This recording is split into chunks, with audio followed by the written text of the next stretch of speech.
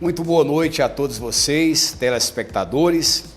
É uma alegria estar voltando ao nosso programa Acerto de Contas. Nós temos aqui neste programa um acerto de contas principalmente com você, que está sempre conosco aqui através da TV Metrópole. Eu tenho a alegria de, neste primeiro programa que estou participando neste ano, já que a semana passada fiquei com muita saudade deste programa, né? Estamos de volta.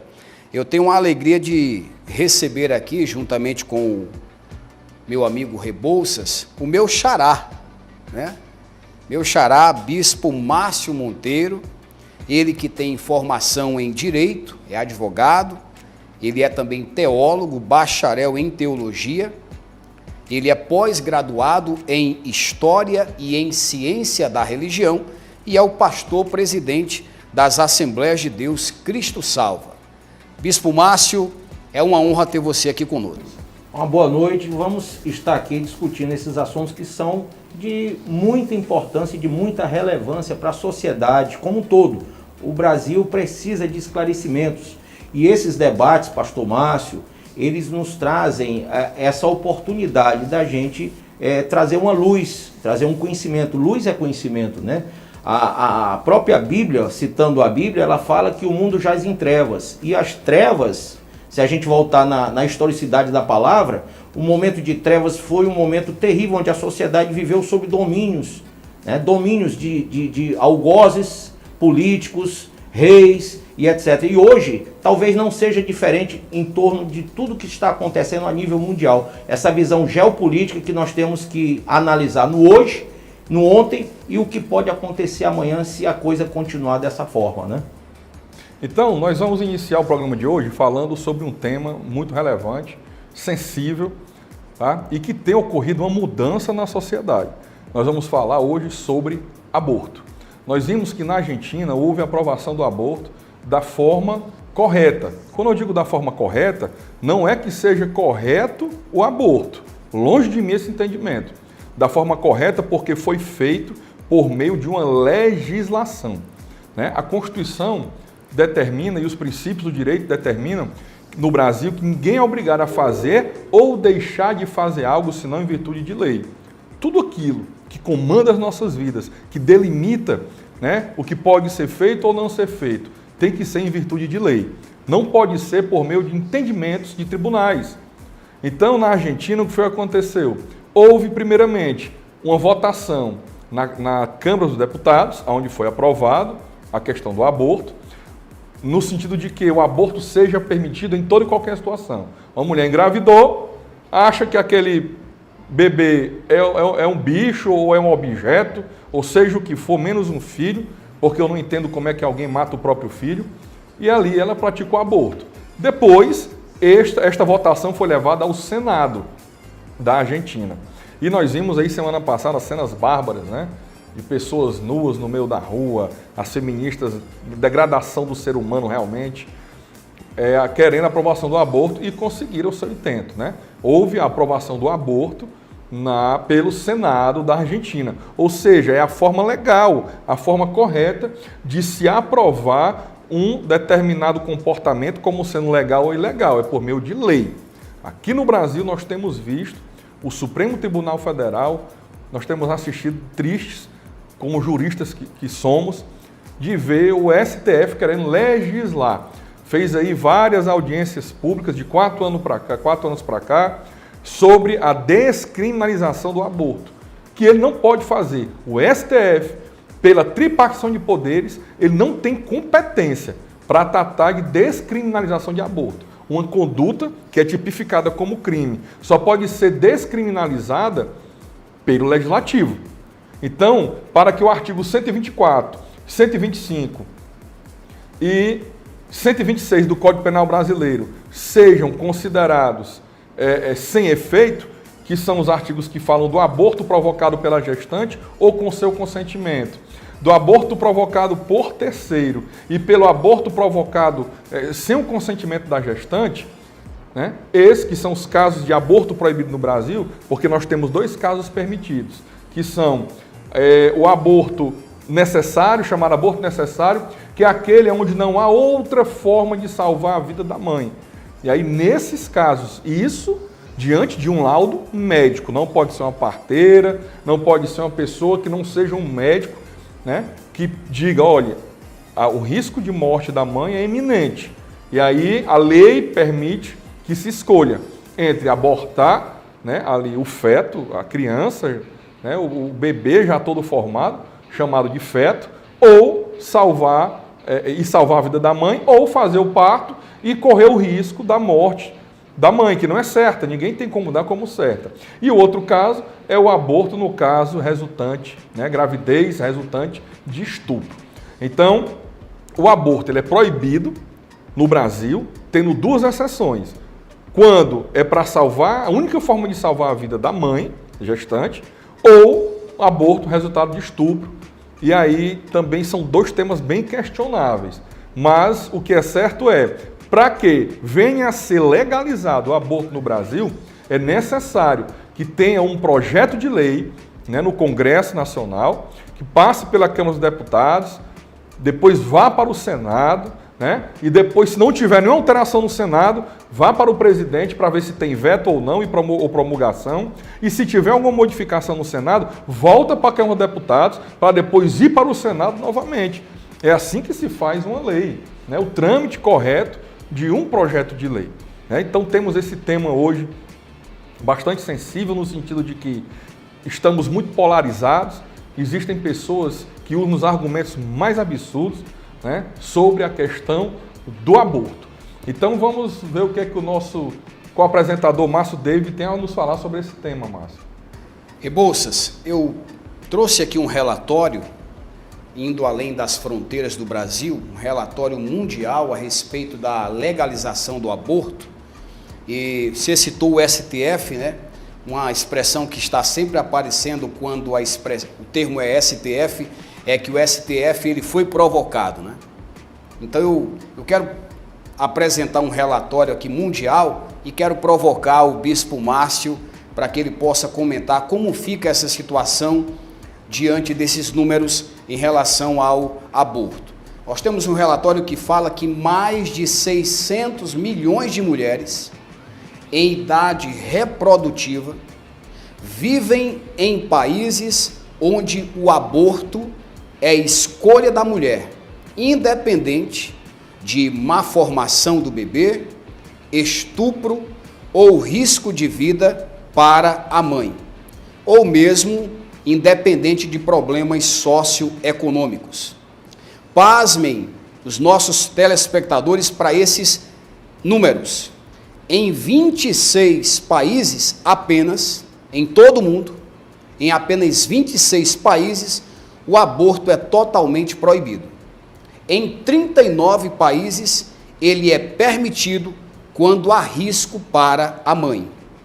Em 56 países, ele é permitido para preservar a saúde da mulher, mesmo quando não há risco de morte para a mesma. Em 14 países, os motivos socioeconômicos autorizam o aborto. E em 69 países, basta a mulher solicitar e ela terá o direito de interromper a gravidez de forma legal. De tal forma, Bispo Márcio, que se nós fizermos uma somatória no mundo, mais de 1 bilhão de mulheres, que têm idade de reprodução, podem, na prática, optar pelo aborto. Como fica esta questão, já que os órgãos de saúde eles sempre levantam a bandeira de que o aborto é uma questão de saúde pública? A preocupação com a saúde pública não pressupõe o cuidado com a vida? Como pode alguns órgãos de saúde, alguns políticos, defenderem que, em nome da saúde pública, os países devem legalizar o aborto, se a saúde pública pressupõe a vida, o cuidado com a vida, e o aborto automaticamente Cada vez que uma mãe opta pelo aborto, é uma vida que está sendo sacrificada. Comenta para a gente como fica essa situação. Pastor Márcio David Rebouças, eu vejo com muita tristeza o retrocesso da sociedade, uma apostasia aos fatores bíblicos, aos fatores humanos, até científicos, porque se nós formos analisar, fazer uma leitura sobre isso aí, você vai perceber a discrepância dos períodos anteriores da sociedade.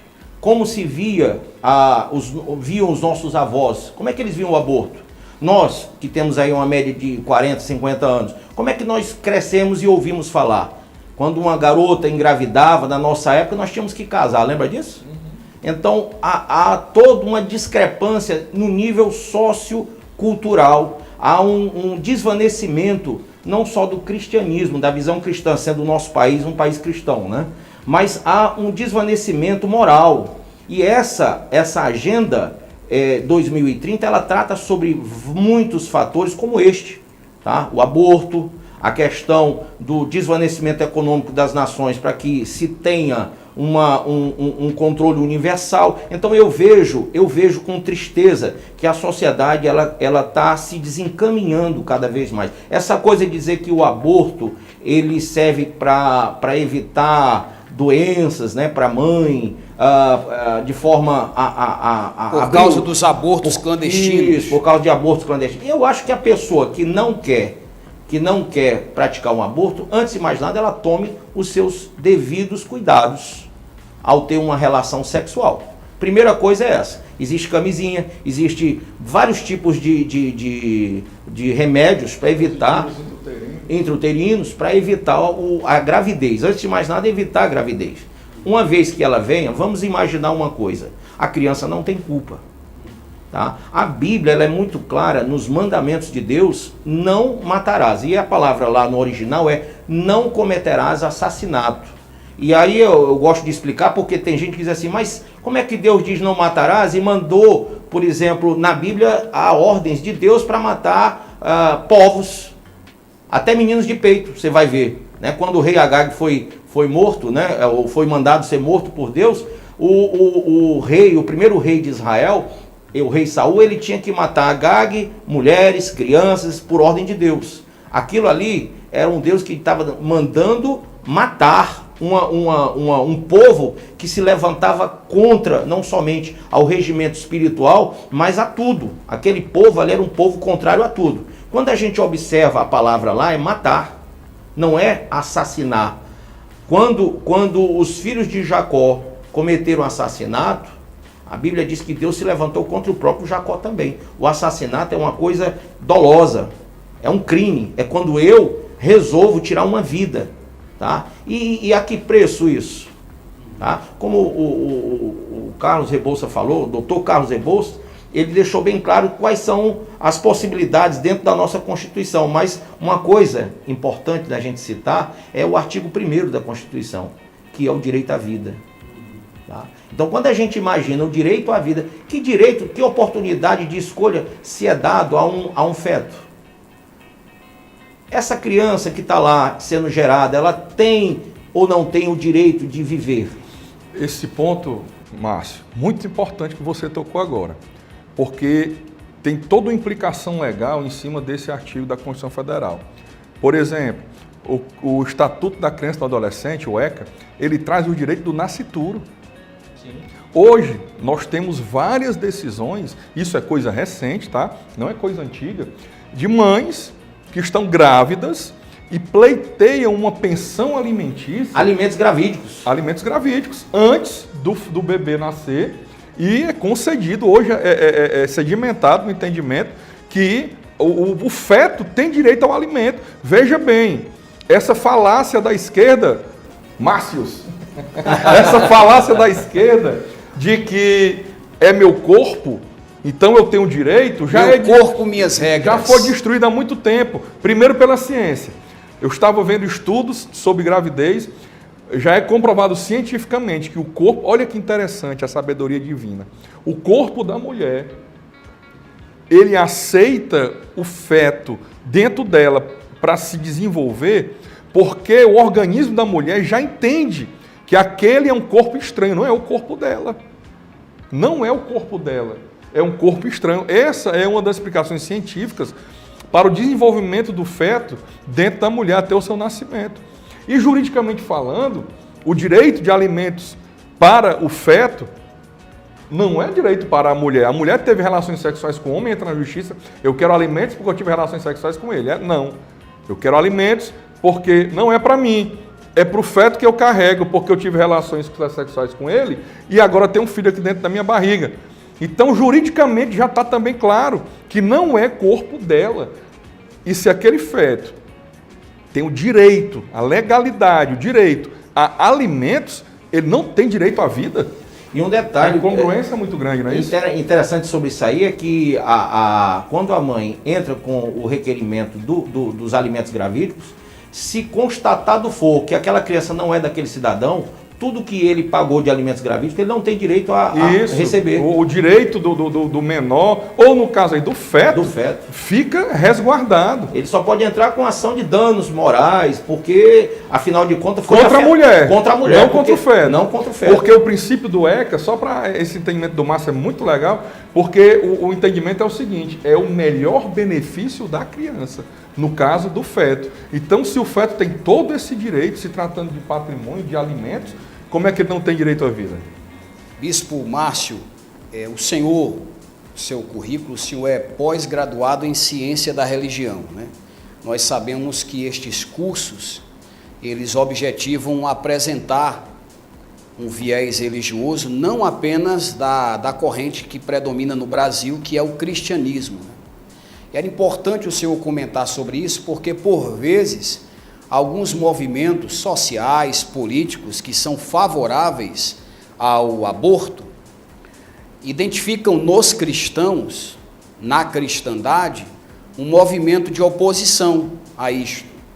Mas será que isso é próprio apenas do cristianismo ou outras religiões, para a gente trazer uma ideia mais genérica, outras religiões não seriam igualmente contrários a você sacrificar vidas de indefesos? Porque, vejamos, se 1 bilhão de mulheres com idade de reprodução no mundo, elas têm o direito, pelas leis dos países, pelas leis civis, ao aborto, isto significa que os relatórios dos últimos anos estão corretos.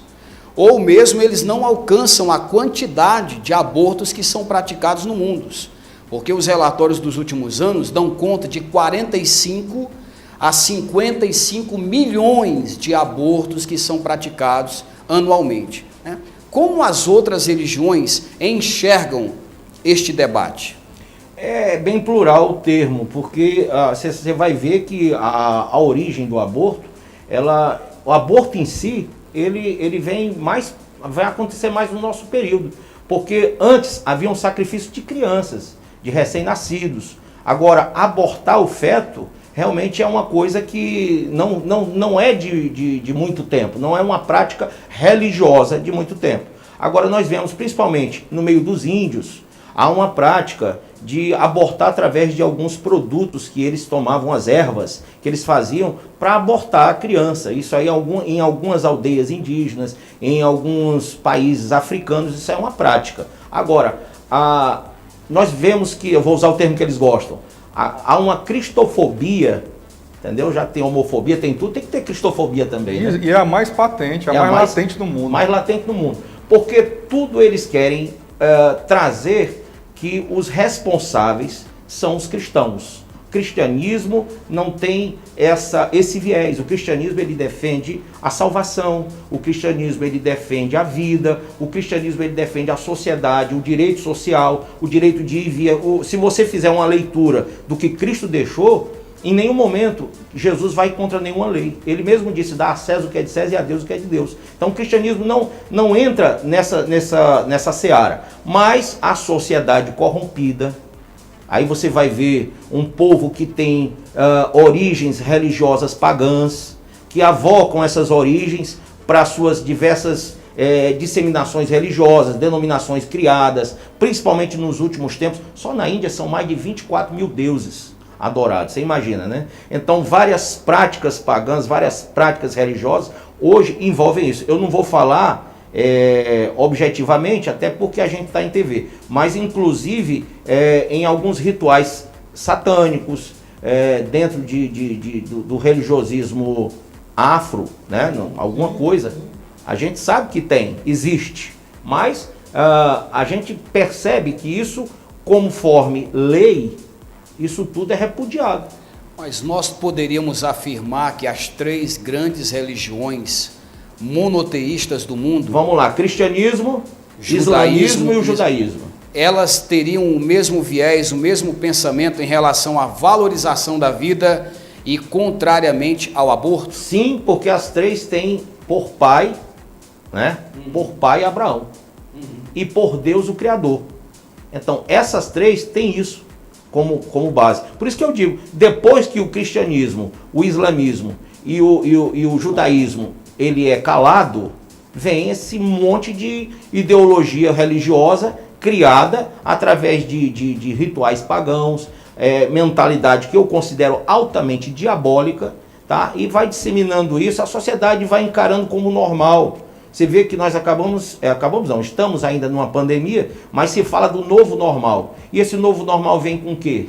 Com quantas realidades criadas, oriundas de mentes pensantes que já tinham isso há quantos anos? Eu vi um filme do Simpsons, que no filme mostra a cédula de R$200 aqui do Brasil. Essa que nós acabamos de... Quer dizer, eu nem sei se vocês... eu ainda não... Eu tive a oportunidade... Não foi apresentado ainda. Eu só vi 2 vezes. Uma série deve ter. Então, essa cédula está lá no filme dos Simpsons de 2014. Então, eu acredito que há uma agenda, e essa agenda está se cumprindo, ela está se formatando cada vez mais. Essa ideologia a nível de mídia está sendo feita, firmada, para que se aceite, para que se engula aborto e outras coisas mais. Na verdade... Márcio David e Márcio Monteiro, o que está por trás do aborto? Por trás do aborto está matar Deus, na verdade. Né? É a negação. Matar Deus, é a negação de Deus, é a negação do cristianismo. Por trás do aborto está uma sociedade hedonista. Qual é a fundamentação da mulher que quer ser livre para abortar? Ela quer poder transar com todo homem, mulher, o que for, como se fosse um animal no cio, no meio da rua, inclusive. E se, por irresponsabilidade sua, engravidar, posso matar. Posso matar para quê? Para poder a minha vida não ser atrapalhada e eu continuar a minha promiscuidade. A sociedade hedonista é aquela que vive pelo prazer. Se me dá prazer, é bom, é amor, toda forma de amor é válido. Aí vale pedofilia. Tem programas da Rede Globo, inclusive, com esse tema, né? Com esse tema. Aí vale pedofilia, aí vale homossexualidade, aí vale promiscuidade com dezenas, centenas de parceiros, como se um Deus não existisse. Nós aqui falamos da legalidade, mas também falamos da questão religiosa. Porque a pessoa falar que acredita em Jesus Cristo, acredita em Deus, e viver como se esse Deus não existisse, ela é mentirosa, ela é hipócrita. E a própria questão ética também, né? É uma questão religiosa, uma questão legal e uma moral, questão ética. E a inversão de discurso é a seguinte, é uma questão de saúde pública. Por quê? Porque existem muitos abortos clandestinos. Quem tem dinheiro vai numa clínica e paga caro ao médico, porque é crime, está pagando para fazer um crime, paga caro e tem um aborto com qualidade. Quem não tem se submete a métodos de medicamentos para úlcera, disso, de aquilo, e faz uma curetagem no hospital depois.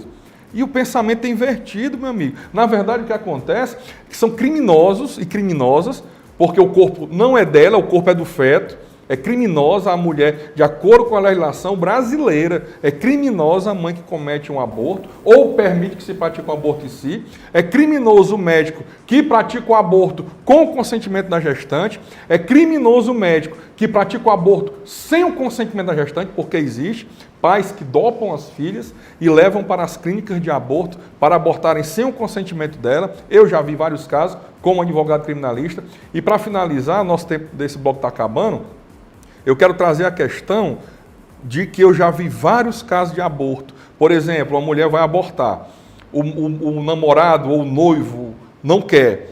E aí ele fica sabendo onde é que ela vai fazer esse aborto. Ele vai e denuncia para a polícia. E ali ocorre a prisão em flagrante. Muitas vezes já fui chamado para situações como essas.